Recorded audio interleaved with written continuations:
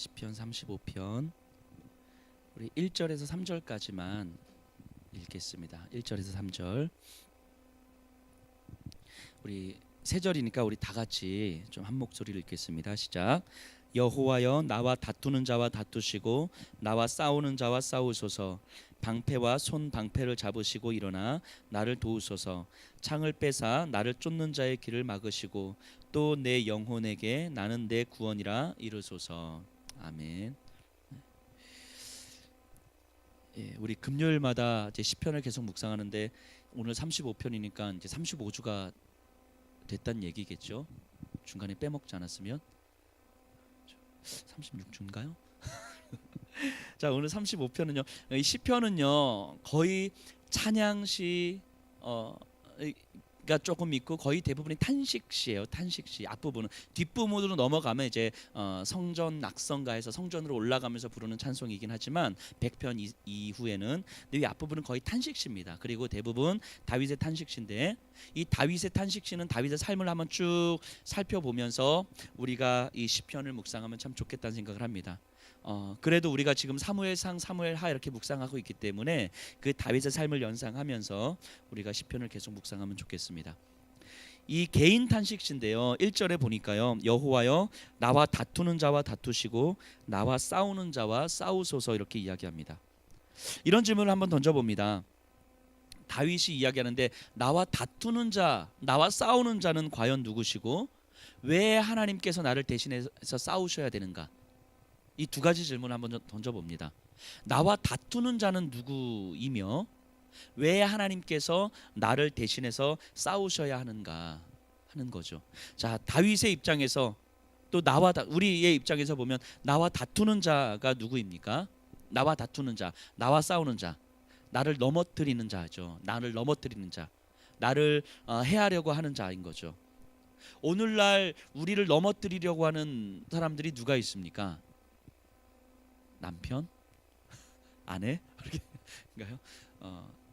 뭐 저희 해당되지 않죠?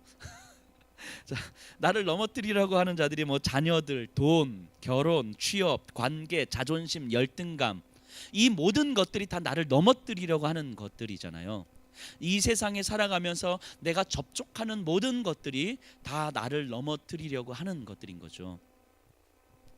그런데 가끔씩, 아니 너무너무 자주 제 자신을 보면 나를 넘어뜨리려고 하는 그런 것들 앞에서 내 자신이 정말 무기력하다는 것을 보게 됩니다. 너무너무 무기력한 거예요. 나를 넘어뜨리려고 하는 그냥 작은 감정의 문제 하나에서도 내가 무기력한 거예요. 그 나를 넘어뜨리려고 하는 그것들과 싸우려고 할 때 이 싸움이 안 된다라는 걸 알아요. 왜냐하면 내 안에서는 이 싸움을 할 만한 힘이 없다는 걸 느끼기 때문인 거죠. 내가 충분히 난 싸울 수 있고 나는 이 정도 신앙이 있으니까 나는 뭐 이길 수 있어라고 생각하는 그때 우리는 무너지더라 하는 거죠. 아무것도 아닌 그런 것들 때문에 신앙생활을 굉장히 잘 하는 듯 하다가 그냥 한순간에 무너지는 거예요. 기도하면서 말씀 묵상하면서 내가 하나님 앞에 서 있다고 하는데도 불구하고 나도 모르게 무너지는 거예요. 나를 무너뜨리려고 하는 그런 것들 앞에서 우리는 너무너무 무기력한 나 자신을 보게 됩니다. 그래서 하루에도 수십 번씩 감정이 무너졌다가 다시 일어났다가 무너졌다 일어났다, 이 감정 속에서 사는 거 아닙니까? 그래서 지난주 제가 설교하면서 이런 말씀 드렸습니다. 우리가 충분히 삼위일체 하나님에 대한 신앙 고백을 하고 있지만 우리의 신앙 고백이 우리의 삶으로 그대로 드러나지 않더라 하는 거죠. 근데 이런 게 계속 반복되면서 이 내가 하는 이 신앙 고백이 이게 진짜 참된 신앙 고백인지 아닌지 의심하게 되는 거고, 그러면서 내가 하는 신앙 고백이 이게 그냥 내가 배워서 익숙해진 채 그냥 나도 모르게 하는 신앙 고백일 수도 있겠구나 하면서 그냥 하나님부터 훅 멀어지는 그런 경험들을 참 많이 하게 되는 거죠. 아니면 그냥 이 신앙 고백을 통해서 그래 내가 천국행 티켓은 땄으니까 하면서 대충 살아가든가, 그러면서 어떤 그냥 문제의식은 머리로만 느끼고 내가 이렇게 살면 안 되는데 하는 건 머리로만 느끼면서 내 삶은 전혀 변화할 마음도 없고 변화할 노력도 없고 그냥 누가 뭐라 하면 귀찮고 그냥 듣기 싫어하는, 그냥 그러면서 그냥 주일날 예배의 자리만 채우고 왔다 갔다 하는 그런 모습이든가. 이미 무너져 있는 거죠. 이미 넘어져 있는 거죠. 나와 다투는 자가 이미 나를 무너뜨리고 있는 거죠. 이미 무기력함 속에서 우리는 그냥 자빠져 있는 거죠. 이게 우리인 것 같아요. 이렇게 싸울 힘이 없는 거죠. 그렇기 때문에 먼저 우리가 해야 될 것은 이 연약한 나를 인정해야 되는 게 먼저인 것 같아요. 내가 싸울 힘이 없는 존재라는 걸 인정해야 되는 거예요. 그래서 싸움은 내가 할 수 있는 것이 아니라는 걸 인정해야 되는 거예요. 그래서 하나님께 의탁해야 되는 거예요. 그래서 나를 대신해서 싸워 주십시오라고 의탁해야 되는 거예요. 그래서 하나님의 싸움은 하나님을 필요로 하는 자들과 함께 이루어지는 거예요. 하나님의 싸움은 하나님을 필요로 하는 자들과 함께 이루어지는 거예요. 근데 이걸 오해하셔가지고 내가 뭐 일이 있으니까 하나님 나 좀 도와주세요. 그럼 하나님 확 슈퍼맨처럼 뭐 나타나셔가지고 확 도와주고 또 다시 딱 가시고, 또 좀 있다가 힘들면 나 좀 도와주세요 하면 딱 슈퍼맨 때 왔다가 나를 도와주고 가죠. 이런 식으로 이해하시면 안 돼요. 그런 차원의 문제가 아니라 하나님을 필요로 하는 존재라는 건 하나님을 필요로 하는 상황이 아니고 하나님을 필요로 하는 존재라는 걸 깨달으셔야 되는 거예요. 그래서 하나님을 필요로 하는 상황이 있고 하나님을 필요치 않은 상황이 있고 이런 차원이 아니고 내 존재 자체가 하나님을 필요로 하는 존재라는 걸 깨달아야 되는 거예요. 이게 나 자신의 비참함이죠. 내 자신의 비참함. 내 자신이 정말 비참한 존재라는 걸 깨달아야 되는 거예요. 하나님의 저주 아래, 하나님의 진노 아래 있을 수밖에 없다라는 것을 깨달아야 되는 거예요. 그래서 그 죽음 앞에 무기력하게 죽음을 향하여서 기다릴 수밖에 없는 존재라는 걸 깨달아야 하는 거예요. 이걸 깨달은 사람이 이사야 선지자였죠. 하나님 앞에서 신앙을 가지고 살아가다가 하나님을 딱 만났을 때에, 거룩한 그 하나님 앞에 딱 섰을 때에 이사야가 뭐라고 고백합니까? 화로다 나여 망하게 되었도다. 이게 뭐예요? 나에게 화가 임했구나. 하나님 앞에 섰는데 나에게 화가 임했구나. 내가 이제 죽겠구나. 이렇게 고백하는 거예요. 왜 그렇게 고백합니까? 하나님 앞에 딱 섰는데 하나님 그 전에는 잘 몰랐는데 나름 내가 신앙이 있는 신앙이 있는 사람이라고 생각했고 나름 괜찮은 사람이라고 생각했는데 그냥 그 하나님 앞에 딱 서니까 나 자신이 너무너무 비참한 거예요. 너무너무 초라한 거예요. 내 안에 선한 것이라는 게 단 하나도 없다라는 게 확 느껴지는 거예요. 내가 이제까지 신앙이라고 생각하면서 살아왔던 그것들이 이사야 생각할 때는 정말 얼마나 교만하고 얼마나 거짓되고 얼마나 허황된 것이었는지를 정말 너무너무 분명하게 깨닫게 된 거죠. 그러니까 그 하나님을 딱 서서 화가 나에게 임했구나, 저주가 나에게 임했구나, 내가 죽을 수밖에 없겠구나라고 고백하게 되는 거죠. 화로다 나여 망하게 되었도다. 화로다 나여 망하게 되었도다.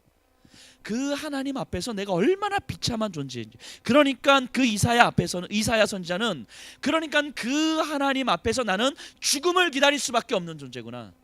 어떠한 생명도 없는 존재구나. 그러니 나에게 하나님께서 생명으로 역사하지 않으면 나는 아무 의미 없는 존재구나. 내 존재가 하나님을 필요로 할 수밖에 없는 존재구나라는 것을 깨닫게 되는 거예요.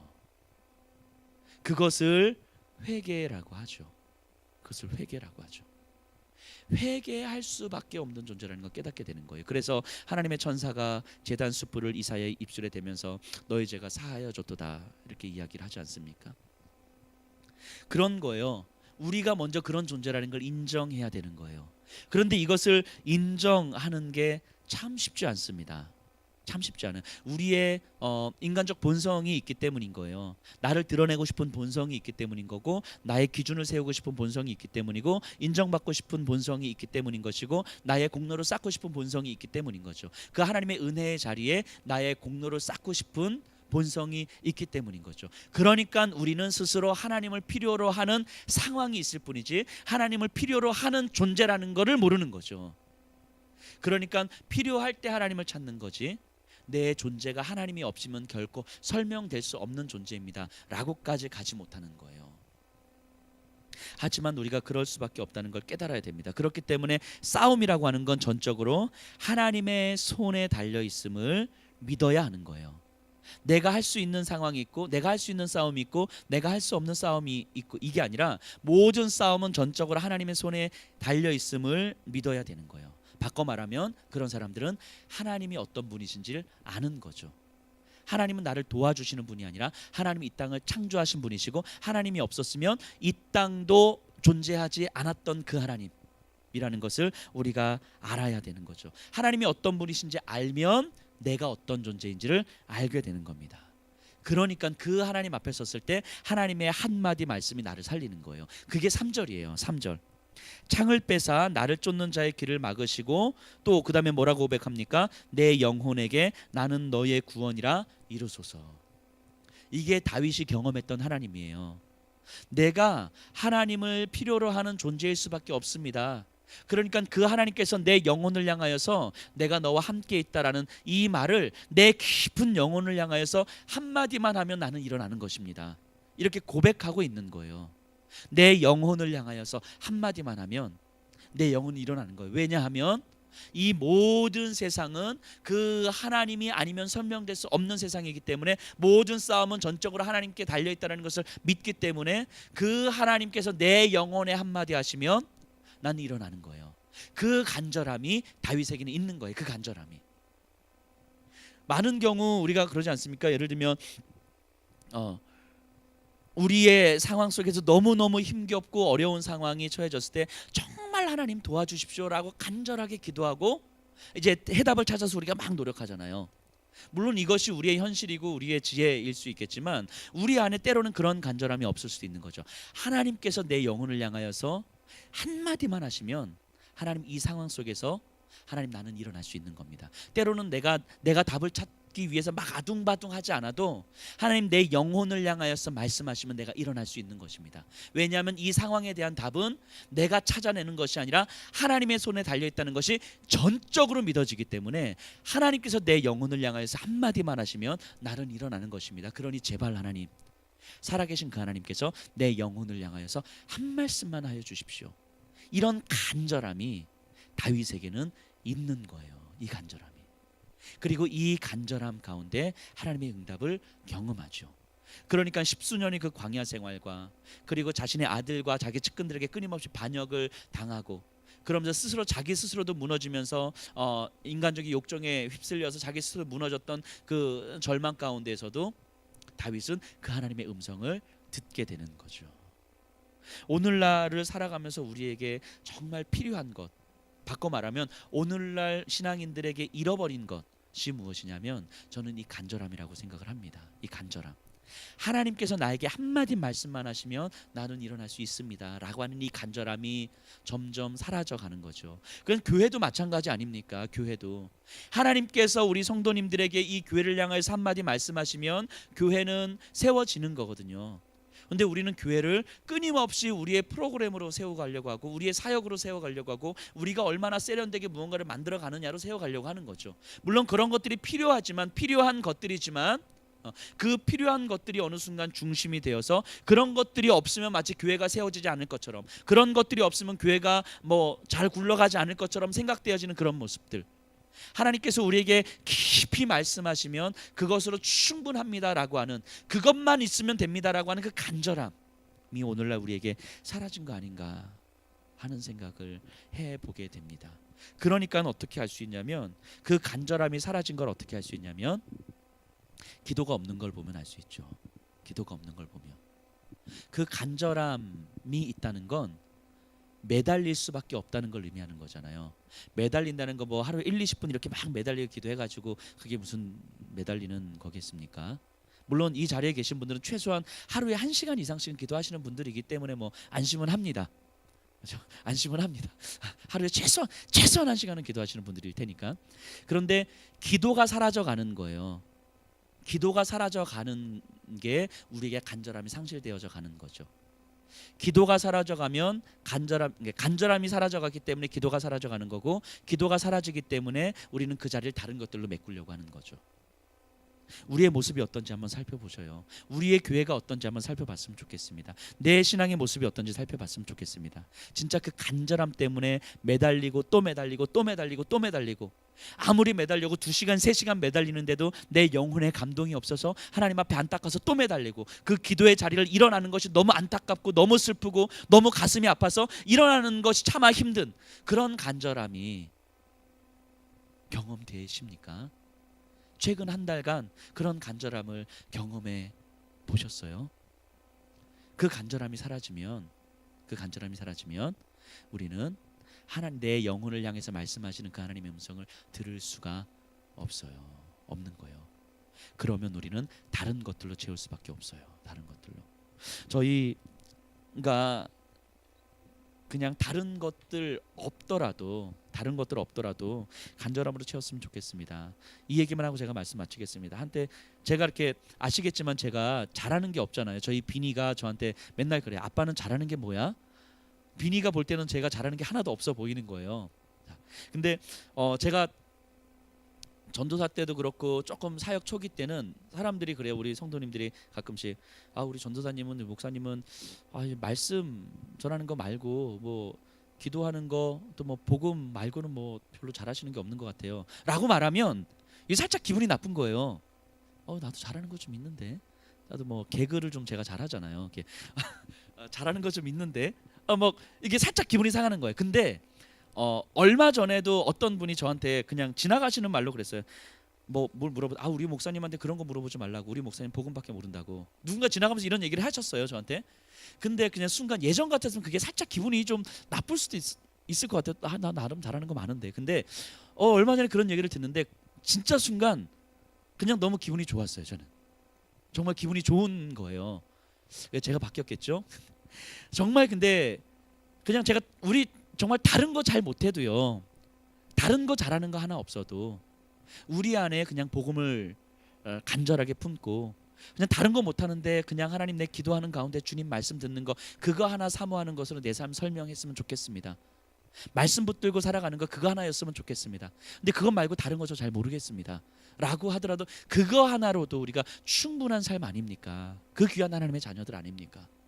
우리 정말 그걸로 승부 걸었으면 좋겠습니다. 그 하나로 승부 걸었으면 좋겠습니다. 그리고 다른 거는 우리의 자랑거리가 아니었으면 좋겠어요. 자랑은 좋고 안 잘해도 어쩔 수 없는 것들인 거죠. 다른 건 우리에게 자랑거리가 아니었으면 좋겠습니다. 단지 이 간절함으로 우리 승부 거십시다. 오늘부터 하루에 1시간 이상씩 기도하십시다.